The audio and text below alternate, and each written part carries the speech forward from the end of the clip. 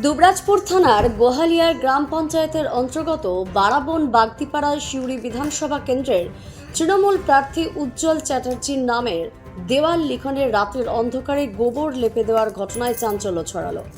শাসক দলের অভিযোগের তীর বিরোধীদের দিকে। এই ঘটনাকে কেন্দ্র করে এলাকায় চাপা উত্তেজনা সৃষ্টি হয়। ঘটনাস্থলে আসেন দুবরাজপুর থানার বক্রেশ্বর ফাঁড়ির পুলিশ আধিকারিকরা। ঘটনা তদন্ত শুরু করেছে দুবরাজপুর থানার পুলিশ।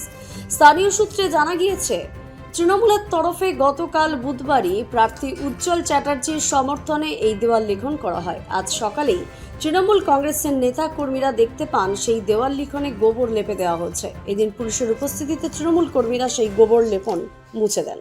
আমাদের কালকে দেওয়াল লেখন হয়েছিল তৃণমূলের, তো আমরা বুঝতে পারছি না কারা যেন রাতের অন্ধকারে আমাদের দেওয়াল লেখনের উপরে গোবর লেপে দিয়েছে।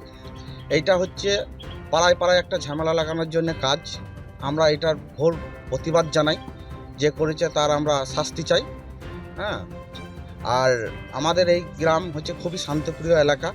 এই এলাকাতে ঝামেলা লাগার জন্য বিরোধী পার্টিরা করছে, আমাদের এটা সন্দেহ।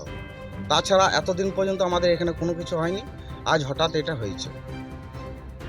এটা হচ্ছে বারাবন বাগদিপাড়া আর বারাবন বাগদিপাড়া গোহালিয়ার গ্রাম পঞ্চায়েত।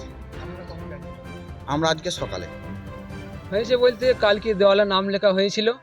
নাম লেখার হয়েছিল কালকে সকালে উঠে দেখছি যে কেউ গোবর লিপে দিয়েছে। ঠিক আছে, আমি একজন তৃণমূলের সদস্য, আমার বউ তৃণমূলের মেম্বার বটে। আমাকে কেউ যে জানাইলো যে দেখো গা এই দেয়াল কে গোবর দিয়ে লিপে দিয়েছে। আমি এলাম, সকালে পুলিশ এসেছিল, পুলিশে দেখে গেল। আর যে করেছে তার আমরা উপযুক্ত শাস্তি চাই, মানে এরকম যেন না হয় পরে বারে। ঠিক আছে, শান্তি হচ্ছে, হ্যাঁ শান্তিপ্রিয় জায়গা। কোনোদিন রাজনীতি নিয়ে আমাদের অশান্তি হয় নাই, এই প্রথম হলো। দ্য সহজ পাঠ, সহজ কথা, সঠিক তথ্য।